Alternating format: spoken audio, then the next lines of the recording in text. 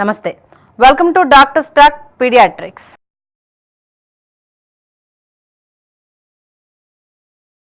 ప్రతి ఇంట పిల్లల ఆరోగ్యం పట్ల ఒకంత ప్రత్యేక శ్రద్ధ కనబరుస్తూనే ఉంటారు ఇంటిల్లిపాది. పిల్లలు అంటేనే ఆ ప్రత్యేకత ఉంటుంది. వారి పసిమొహాలలో ఏ మాత్రం బాధ కనిపించినా కూడా తల్లిదండ్రులు తలడిల్లిపోతారు. అది ఎంతో సహజం. పసిపిల్లలు ఎదిగే పిల్లల ఆరోగ్యం పట్ల ఒకంత ఎక్కువ శ్రద్ధే చూపించాల్సి ఉంటుంది. మీకు తోడుగా మేమున్నాం. పిల్లల ఆరోగ్య సమస్యలు, వాటి పట్ల అవగాహన కోసం ఇవాల్టి మొదలు CVR health doctors talk paediatrics కార్యక్రమాన్ని సమర్పించబోతోంది.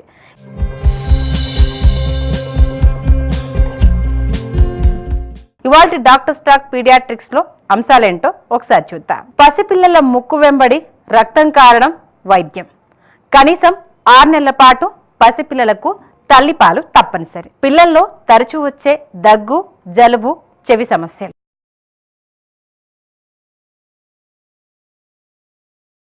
నోస్ బ్లీడ్స్ అంటే ముక్కు వెంబడి రక్తం కారడం. దీనినే వైద్య పరిభాషలో ఎపిస్టాక్సిస్ అంటారు. ఇది చిన్నపిల్లల్లో సాధారణమైనదే. కానీ ముక్కు వెంబడి కాస్త రక్తం కనిపించగానే ఎవరికైనా భయం వేస్తుంది. అది చిన్నపిల్ల విషయంలో జరిగితే మరింత కంగారు పడతారు.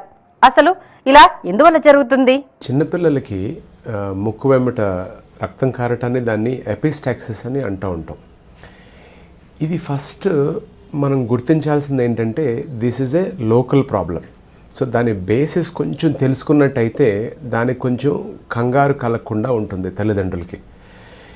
సో ఈ యొక్క ఎపిస్టాక్సిస్ ఎందుకు వస్తుందంటే మన నోజ్ అంటే నేజోఫారింజియల్ ఏరియాలో దాన్ని మనం littles area of the nose అని పిలుస్తూ ఉంటాం. లోపల భాగంలో ఈ littles area of the nose యొక్క ముఖ్యమైనటువంటి ఉపయోగం ఏంటంటే మనం గాలి పీల్చుకున్నప్పుడు ఆ గాలిని హ్యూమిడిఫై చేయటం, తేమతోటి నింపటమే ఆ నోజ్ యొక్క primary one of the primary ఉపయోగాలు.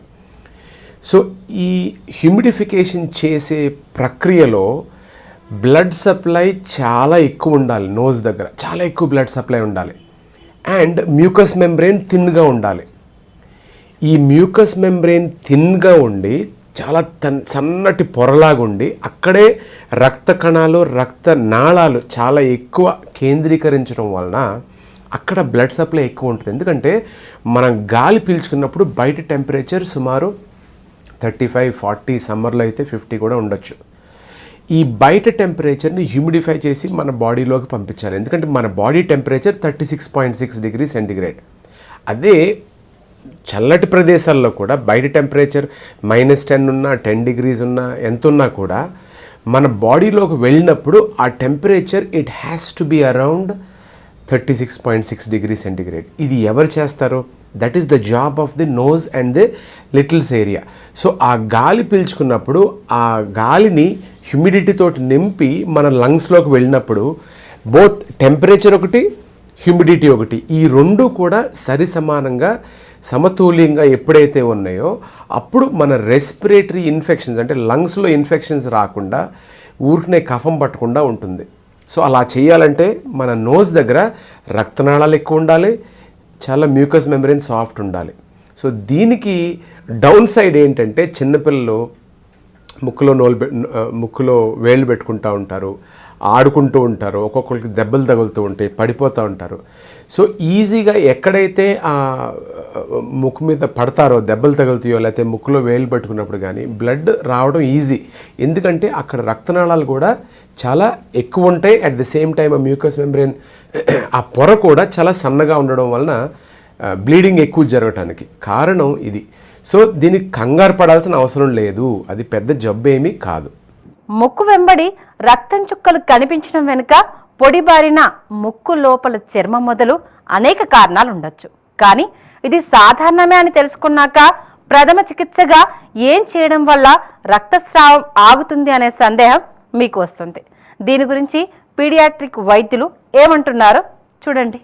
మొట్టమొదటిగా మనం ఆలోచించాల్సింది ఏంటంటే ఎప్పుడైనా ముక్కు నుండి బ్లీడింగ్ వచ్చినప్పుడు మనం చేయాల్సిన మొట్టమొదటిది ప్రెషర్ ఇవ్వటమే. అంతే. ఎప్పుడైతే ప్రెషర్ ఇస్తామో మన సొంత బాడీ యొక్క హోమియోస్టాటిక్ మెకానిజం అంటాం. అంటే రక్తం బయటకు వచ్చినా కూడా ఎప్పుడైతే మనం ప్రెషర్ ఇస్తే హోమియోస్టాటిక్ మెకానిజం కిక్ అయ్యి ఇమ్మీడియట్గా బ్లీడింగ్ ఆగిపోతుంది. అంటే ఒక క్లాట్ ఏర్పడి వెంటనే బ్లీడింగ్ ఆగిపోవడం జరుగుతుంది. సో మీరు చేయాల్సిన ఒకే ఒక్కటి, ఒక క్లీన్ క్లాత్ తీసుకుని ముక్కు మీద ప్రెషర్ అప్లై చేస్తే సరిపోతుంది. అండ్ ఆ టైంలో ఆ బాబుని కానీ పాపని కానీ నోటితోటి గాలి పీల్చుకోమని చెప్పాలి. నెంబర్ 1. ఒకవేళ దగ్గర ఇంట్లో ఉండుంటే, ఐస్ ప్యాక్ కనుక ఉండుంటే, ఆ ఐస్ ప్యాక్ కానీ లేకపోతే మన ఫ్రిడ్జ్లోంచి ఐస్ ముక్కలు తీసి ఒక శుభ్రంగా ఉన్నటువంటి హ్యాంకర్చిఫ్ కానీ ఒక క్లీన్ క్లాత్లో చుట్టి పెట్టి అది ముక్కు మీద ప్రెషర్ ఇచ్చినప్పుడు, ఆ కోల్డ్ కంప్రెస్ చేసినప్పుడు యూజువల్గా బ్లీడింగ్ తగ్గిపోతుంది. 99% బ్లీడింగ్ దాని గురించి తగ్గిపోతుంది. సో వరి అవ్వాల్సిన అవసరం అసలు లేనే లేదు. సో అది వరి అవ్వకుండా సింపుల్గా నేను చెప్పినట్టు 2 థింగ్స్. ఒకటి మామూలుగా కంప్రెస్ చేయటం, 2 కోల్డ్ కంప్రెస్ అంటే with ice pack or ice మనం కంప్రెస్ చేసినట్టయితే బ్లీడింగ్ ఆగిపోతుంది. పసిపిల్లలు అప్పటిదాకా బాగానే ఆడుతున్నట్టే ఉంటారు. సడన్గా ముక్కు వెంబడి రక్తం కారుతుంటే పేరెంట్స్ భయం అంతా ఇంతా కాదు. ఇందుకు ముక్కు లోపల లైనింగ్ పొడిబారడం ముఖ్య కారణం కాగా, ప్రథమ చికిత్సగా ఏం చేయాలో తెలుసుకున్నారు కదా. మరి అప్పుడప్పుడు ఈ సమస్య రిపీట్ అవుతూ ఉంటే అలా జరగకుండా అందుకు ఎలాంటి ముందు జాగ్రత్తలు తీసుకోవాలి అని మీరు అడగొచ్చు. అదే ఇప్పుడు వైద్యుల ద్వారా తెలుసుకుందాం. మళ్ళీ రాకుండా ఉండాలి అంటే మొట్టమొదటిగా మనకి అవగాహన ఉండాలి, ఎడ్యుకేషన్. నేను ఇందాక చెప్పినట్టు కారణం ఏంటో చెప్పాను. సో మనం ఎప్పుడైతే మనం సెల్ఫ్ ఎడ్యుకేటెడ్, మనకి అవగాహన వచ్చింది, మనకి ఎందుకు వచ్చిందో తెలుసు అనుకున్నప్పుడు మనం పిల్లలతో కూర్చుని సంప్రదింపు చేయాలి. కూర్చుని వాళ్ళకి అర్థమయ్యేటట్టు చెప్పి, ఇట్లా చేసుకోవటం వలన ముక్కులో బ్లీడింగ్ అవుతుంది, ముక్కులో బ్లీడింగ్ అయితే మంచిది కాదు అని చిన్నపిల్లలకి ఎప్పుడైతే మనం 1-2 సార్లు కాదు అస్తస్మాను ఎడ్యుకేట్ చేసిన వాళ్ళం అయినప్పుడు ఆ ఇబ్బంది లేకుండా ఉంటుంది. సెకండ్, ఎక్కువగా ముక్కులో సెక్రీషన్స్ కాన్స్టెంట్గా వచ్చినప్పుడు, సో వాళ్ళు ముక్కులో ఏలు పెట్టుకోవడం సహజం కాబట్టి ముక్కులో ఇన్ఫెక్షన్స్ లేకుండా ఉండడం కూడా చాలా చాలా ఇంపార్టెంట్. సో ఒకటి ఎడ్యుకేట్ చేసి వాళ్ళకి ముక్కులో వేళ్ళు పెట్టుకోవడం కానీ అటువంటి చేసుకోకుండా చేయాలి. అట్ ద సేమ్ టైం ముక్కులో ఏమన్నా అప్పర్ రెస్పిరేటరీ ఇన్ఫెక్షన్స్ ఉంటే వెంటనే ట్రీట్మెంట్ చేసినట్టయితే ఇబ్బంది లేకుండా ఉంటుంది. అండ్ థర్డ్ థింగ్, ఒకసారి ఇంక పడిపోయినప్పుడు వాళ్ళకే ఫస్ట్ ఎయిడ్ చెప్పాలి. కంగారు పడొద్దమ్మా, నువ్వు ఒకవేళ పడి ముక్కులోంచి బ్లీడింగ్ అయితే కొంచెం కంప్రెస్ చేసినట్టయితే తగ్గిపోతుందని మనం కూడా వాళ్ళకి ఎడ్యుకేట్ చేసినట్టుంటే ఇబ్బంది లేకుండా ఉంటుంది. తల్లిపాలు అమృత సమానమైనవి. కనీసం 6 నెలల పాటు తల్లిపాలు పసిపిల్లలకి ఇవ్వడం తప్పనిసరి అని వైద్యులు చెప్తున్నారు. ఇలా చేయడం వల్ల పిల్లల ఆరోగ్యానికి గట్టి పునాది వేసినట్టే. కానీ నేడు మారుతున్న జీవన విధానాల వల్ల ఎందరో తల్లులు తల్లిపాలు ఇవ్వడానికి వెనుకడుగు వేస్తున్నారు. తల్లిపాలు రావు అనే పరిస్థితే తలెత్తకూడదు. ఏ జంతువు నా బిడ్డకు పాలు ఇవ్వలేను, సరిపోవు అనేది అంటలేదు. అవిటికంటే ఎడి జంతువులు అవి, మెదడు లేని జంతువులు. మనిషికైతే మెదడు ఉంది, జ్ఞానం ఉంది, బుద్ధి ఉంది. వీటిని వాడుకొని తన బిడ్డలకు తను ఇచ్చే ప్రయత్నం చేయాలి. ఇవ్వాలనే ఆదుర్దా ఉంటే, ఇవ్వాలనే తపన ఉంటే, నేను ఇవ్వగలననే గుడ్డి నమ్మకం ఉంటే, తల్లి బిడ్డకు రొమ్ము పడితే అంటే చను చీకితే చుట్టుముట్టున్న వాళ్ళందరూ వస్తాయి బిడ్డ ఇవ్వు అని ఉత్సాహపరిస్తే పాలు 100% తప్పక వస్తాయి. అంటే ఇవ్వాలనే అదుర్దా ఉండాలి, నేను ఇవ్వగలననే గుడ్డి నమ్మకం ఉండాలి, మెదడు పెంచుకోవాలి, పట్టాలి, సన్ను పట్టాలి. దూడ నిలవకుందే ఏమైనా గొల్లవాడు పాలు పితకగలుగుతాడా?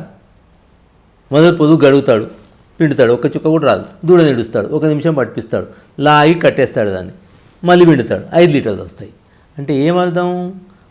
దూడ పడితేనే పాలు తయారవుతాయి, అంటే సేపు పడుతుంది. అండ్ అలాగే బిడ్డను సన్ను పట్టించినప్పుడే పాలు అప్పటిదప్పుడు తయారవుతాయి. చాలామంది తల్లిదండ్రులు అనుకుంటారు తయారై రెడీగా ఉంటాయి, పాలు ఎంటీ చేసుకుంటాడేమో బాబు అని అనుకుంటారు. అట్లా ఉండదు. పాప పట్టినప్పుడే ఫ్రాక్షన్ ఆఫ్ ఏ సెకండ్ లోపల అప్పటిదప్పుడు తయారవుతాయి, మేడ్ టు ఆర్డర్. సో చను పట్టడం ఈజ్ ద కీ. చను పట్టగానే ఇమీడియట్గా మెదడుకు సంకేతాలు పోతే, హార్మోన్స్ రిలీజ్ అయితే మిల్క్ ప్రొడక్షన్ ఫ్యాక్టరీ స్టార్ట్ అయిపోతుంది. ఇదే ఫ్రాక్షన్ ఆఫ్ ఏ సెకండ్. అంత అతి ఉత్తమమైన నిర్మాణం మానవ శరీరం. అది దేవుని వరం. తల్లిపాలిచ్చి మాతృత్వాన్ని తల్లులందరూ ఆస్వాదించాలి. చాలామందికి ఈ కాలంలో నిప్పుల్ రిట్రాక్షన్, నిప్పులు సరిగా పొడుగుగా లేకపోతే వాళ్ళు పాలు పట్టడానికి కష్టమవుతుంది. ఆ నిప్పులు లోపటికే ఉంటే వాడు పట్టడానికి రాకపోతే వాడు ఏడుస్తాడు, వాడు ఏడితే తల్లి ఏడుతాడు, తల్లి ఏడితే ఇంట్లో వాళ్ళందరూ ఏడుస్తాడు. పాలు తాగట్లేదు, మరి కడుపెట్ల ఎండబెట్టాలి అని చెప్పి మీదకి వెళ్ళిపోస్తారు, బాటలు పడతారు, అదే అలవాటు అయిపోతుంది. ఎవరు ప్రపంచంలో పిల్లలకు బాటిల్ పట్టడం మంచిది కాదు. Bottle is the number 1 enemy of the child. మొదటిసారి బాటిల్ పట్టొద్దు, జీవితంలో ఎప్పుడూ బాటిల్ పడ్డదు. తల్లి పాలు ఇచ్చే లాభాలు అన్నీ ఇన్ని కావు. తప్పనిసరిగా కనుక తల్లి తన పాలను పిల్లలకు 6 నెలలు అంతకు పైబడి ఇవ్వగలిగితే పిల్లలు పెరిగే కొద్దీ అనేక లాభాలను పొందగలరు. తల్లి పాలు తాగిన పిల్లల్లో రోగ నిరోధక శక్తి అధికంగా ఉంటుంది. ఫలితంగా ఎన్నో రకాల ఇన్ఫెక్షన్ జబ్బుల నుంచి వారికి సహజ రక్షణ లభిస్తుంది కూడా. మామూలు కాన్పైన సిజేరియన్ ఆపరేషన్తో కాన్పైన గంట లోపట ఎంత వీలైతే అంత తొందరగా తల్లి దమ్ము పట్టించి పాలు తాగించాలి. ఎందుకంటే అది కరెక్ట్ సమయము. ఆ సమయంలో పట్టించినందువల్ల పాలు బాగా ముందట బాగా పడతాయి. ఆ మొదటిది చనుబాలు తాగినప్పుడు అది రోగనిరోధక శక్తినిస్తుంది, జబ్బులు రాకుండా కాపాడుతుంది. అది ఎంతో ఉత్తమమైనది. అది పెద్ద టీకాతో సమానం. అదే మొదటి టీకా అనుకొని తాగించాలి. ఆ తర్వాత పాప ఎప్పుడు అడిగితే అప్పుడు పాలు ఇవ్వాలి. On demand feeding. చాలా బిజీ ఉన్న వాళ్ళు షెడ్యూల్ ఫీడింగ్ ప్రతి 2 గంటలకు 3 గంటలకు కూడా ఇస్తూ ఉంటారు. అలా 6 నెలలు నిండే వరకు తల్లిపాలు తప్ప ఏ ఇతర ఆహారం ఇవ్వాల్సిన అవసరం లేదు. ఒక్క చుక్క పచ్చి మంచినీళ్ళు కూడా ఇవ్వద్దు. పసిపిల్లలకు 6 నెలలు నిండగానే ఘనాహారం పెట్టమని వైద్యులు సూచిస్తూ ఉంటారు. ఎందుకంటే వారికి అప్పటిదాకా ఇచ్చిన తల్లిపాలు మాత్రమే సరిపడవు. వారి ఎదుగుదల దృష్టిలో ఉంచుకొని తల్లిపాలతో పాటు ఘనాహారం ఇవ్వొచ్చా అనే సందేహం కూడా వస్తుంది. ఇందుకు సమాధానంగా పీడియాట్రిక్ వైద్యులు ఏమంటున్నారో మీరే చూడండి. ఒకటేమో 6 నెలల తర్వాత తల్లిపాలతో పాటే ఎదగడం కష్టం కనుక అదనపు ఆహారం తప్పనిసరిగా ఇవ్వాలి. అమ్మ ప్రేమతో ఇంట్లో ఉండి జావమాదిరిగా వండి ఆహారం పట్టాలి. అన్నం పప్పుతో చేసిన ఉగ్గు, అరటిపండు, ఉడకబెట్టిన యాపిల్, ఎదుగుతున్న కొద్దీ ప్రతి నెల కొద్దిగా ఇతర వస్తువులు కూడా మనం అదనంగా ఇవ్వచ్చు. అంటే ఇడ్లీ, ఉప్మా, కిచిడి, జావా, గుడ్డులో పచ్చసొన, ఇవన్నీ కూడా ఉడకబెట్టినవి ఇవ్వచ్చు. ఉడకబెట్టిన ఆలుగడ్డలు, ఉడకబెట్టిన క్యారెట్లు. 9 నెలలు దాటిందంటే అమ్మ నాన్న ఏం తింటో అది మెత్తగా గుజ్జు చేసి మన ప్లేట్ల నుంచి తీసి కూడా పెట్టవచ్చు. సంవత్సరం దాటిన తర్వాత అమ్మ నాన్న ఏం తింటే అది పంచుకొని తినాలి. వాళ్ళ చేతితోనే తినవచ్చు. ఫోర్స్ చేసి, జబర్దస్తి చేసి, బలవంతం చేసి ఆహారం పెట్టకూడదు. వాళ్ళ ఇష్టమైన రీతిలోనే వాళ్ళకు నచ్చింది ఫ్రీక్వెంట్గా పెట్టాలి. కడుపు నింపాలి. ఎదుగుదల మంచిగా ఉండేటట్టు చూసుకోవాలి. పసిపిల్లల ఆరోగ్య సమస్యలు అనగానే గుర్తుకొచ్చేవి జలుబు, దగ్గు, వీటితో పాటు చెవుపోట లాంటి సమస్యలు. వీటికి ఒక సీజన్ అంటూ లేదు. అందుకే తల్లిదండ్రులు ఇలాంటి ఆరోగ్య సమస్యల పట్ల చక్కటి అవగాహన కలిగి ఉండాలి. చిన్నపిల్లల్లో జలుబు, దగ్గు వెనుక కారణాలు ఎలా ఉంటాయి మీరే చూడండి. ఇప్పుడు పిల్లల్లో ఈ తరచుగా వచ్చే జలుబు, దగ్గు అనేది చాలా కామన్. ఈ 5 సంవత్సరాల్లో పిల్లల్లో సంవత్సరానికి 6 నుంచి 8 సార్లు మైల్డ్ ఇన్ఫెక్షన్స్, అంటే హాస్పిటల్లో అడ్మిట్ చేయని అవసరం లేని ఇన్ఫెక్షన్స్ రావడం అనేది చాలా కామన్. ఇది ఎందువల్లంటే పిల్లలు, ఈ వయసు పిల్లలు మొదటిసారి ఇన్ఫెక్షన్స్కి ఎక్స్పోజ్ అవుతూ ఉంటారు. అది చైల్డ్ కేర్, నర్సరీ కానీ, డే కేర్ కానీ, స్కూల్కి వెళ్ళడం అయినా అవ్వచ్చు, లేకపోతే స్కూల్కి వెళ్ళే బ్రదర్స్ అండ్ సిస్టర్స్ ఉన్న వాళ్ళ వల్ల వీళ్ళకి ఇన్ఫెక్షన్ ఎక్స్పోజ్ అవ్వడం జరుగుతుంది. వీళ్ళలో ఇమ్యూనిటీ డెవలప్ అయ్యే స్టేజ్లో ఉండడం వల్ల పెద్దోళ్ళ కంటే కూడా వీళ్ళకి ఇన్ఫెక్షన్స్ తరచుగా చూడడం జరుగుతుంది. ఈ చాలా వరకు ఇన్ఫెక్షన్స్ మనకి వైరసెస్ వల్ల ఉంటాయి. కొద్ది శాతం మాత్రం ఈ బ్యాక్టీరియల్ ఇన్ఫెక్షన్స్ కూడా మనం చూడడం జరుగుతుంది. జలుబు తీవ్రంగా ఉండే పిల్లల్లో గొంతుతో పాటు చెవి కూడా ప్రభావితమవుతూ ఉండడం చూస్తాం. అందుకే పిల్లలు చెవు నొప్పి అని ఏడుస్తూ ఉంటారు. అసలు చెవికి జలుబుకి సంబంధం ఏంటి అనుకోవచ్చు. అదే ఇప్పుడు తెలియజేయబోతున్నాం. ఒకసారి జలుబుతో మొదలైతే అది మన రెస్పిరేటరీ ట్రాక్ట్, మన శ్వాసకోశ అంతా కూడా స్ప్రెడ్ అయ్యే అవకాశం ఉంటుంది. ఉదాహరణకి జలుబులా మొదలై అది గొంతులోకి స్ప్రెడ్ అయితే మనకి టాన్సిలైటిస్ అవ్వచ్చు. అదే ఇయర్కి స్ప్రెడ్ అయితే ఇయర్ ఇన్ఫెక్షన్స్ అవ్వచ్చు. జలుబు ముక్కులో ఇన్వాల్వ్ అయితే ముక్కు బ్లాక్ అయిపోవడం, నోటితో గాలి తీసుకోవడం, ఇట్లాంటి సిమ్టమ్స్ ఉంటాయి. అదే గొంతులో ఇన్ఫెక్షన్ వస్తే గొంతు నొప్పి, ఆహారం మింగడానికి ఇబ్బంది పడడం, ఇట్లాంటివి ఉంటాయి. అదే చెవికి స్ప్రెడ్ అయితే చెవి నొప్పి, అతిగా ఏడవడం, చెవిని లాక్కోవడం, లేకపోతే చెవిలోంచి చీము కారడం, ఇట్లాంటి సిమ్టమ్స్ మనం చూడడం జరుగుతుంది. అదే ఊపిరితిత్తుల్లోకి స్ప్రెడ్ అయితే మాత్రం న్యూమోనియా వచ్చే అవకాశం ఉంటుంది. ఇందాక మనం చెప్పుకున్నట్టు ఈ సాధారణంగా వచ్చే జలుబు దగ్గు వైరస్ ఇన్ఫెక్షన్స్ వల్ల ఉంటాయి. ఈ వైరల్ ఇన్ఫెక్షన్స్లో జలుబు దగ్గు కాకుండా తలనొప్పి, జ్వరం, ఒళ్ళు నొప్పులు, ఫ్లూ సిమ్టమ్స్ లాంటివి ఉంటాయి. 3 నుంచి 5 రోజులు సిమ్టమ్స్ తగ్గకపోతే అప్పుడు మీ డాక్టర్ దగ్గరికి వెళ్తే పరీక్ష చేసి అది వైరల్ ఇన్ఫెక్షనా లేదా బ్యాక్టీరియల్ ఇన్ఫెక్షనా నిర్ధారించి, ఒకవేళ బ్యాక్టీరియల్ ఇన్ఫెక్షన్ అయితే యాంటీబయాటిక్స్ వాడాల్సిన అవసరం ఉంటుంది. జలుబు దగ్గు పిల్లల్లో ఎందువల్ల సాధారణంగా వస్తుందో చూసాం కదా. ఇక్కడే అసలు ప్రశ్న వస్తుంది, ఇందుకు ట్రీట్మెంట్ ఏంటి అని. సాధారణంగా చిన్నపాటి జలుబు దగ్గు ఉంటే డాక్టర్ అవసరం లేకుండా ఇంటి చిట్కాలతోనే ఉపశమనం పొందవచ్చు. ఒక్కోసారి జలుబుతో పాటు జ్వరం ఉండొచ్చు. తేలికపాటి జ్వరం అయితే సరే, కానీ తగ్గకుండా ఉన్న జ్వరం ఉంటే ఏదైనా కారణం ఉండి ఉండొచ్చు అని తెలుసుకోవాలి. అంతే తప్ప ఏ మందు పడితే ఆ మందు వాడకూడదు. ఈ సాధారణంగా వచ్చే జలుబు దగ్గు హోమ్ రెమెడీస్ అంటే మీరు ఇంట్లో హాట్ వాటర్, హనీ, లెమన్ ఇట్లాంటివి ఆవిరి పట్టడం, ఇట్లాంటి సింపుల్ హోమ్ రెమెడీస్ వల్ల తగ్గిపోతాయి. దురదృష్టవశాత్తు మన దేశంలో ఈ యాంటీబయాటిక్స్, ఈ జలుబు దగ్గు సిరప్స్ చాలా విచ్చలవిడిగా వాడడం జరుగుతుంది. దానివల్ల ప్రమాదం గురించి మనం మాట్లాడుకుందాం. ఈ జలుబు దగ్గు సిరప్స్ అనేవి జలుబు దగ్గు వల్ల ఇబ్బంది ఉంటేనే, ఉదాహరణకి ఊపిరి తీసుకోవడానికి ఇబ్బంది ఉన్నా, నిద్రపోవడానికి ఇబ్బంది ఉన్నా వాడాలి. అవి ఎక్కువగా వాడితే దానివల్ల డ్రౌజినెస్, మగత, ఈ జలుబు దగ్గు ఉన్నప్పుడు ఆ సెక్రీషన్స్ ఏవైతే ఉంటాయో బాగా చిక్కబడిపోవడం, ఇట్లాంటి సైడ్ ఎఫెక్ట్స్ ఉండే అవకాశం ఉంటుంది. అది యాంటీబయాటిక్స్ విషయానికి వస్తే ఈ కేవలం బ్యాక్టీరియల్ ఇన్ఫెక్షన్ సస్పెక్ట్ చేసినప్పుడు మాత్రమే వాడాలి.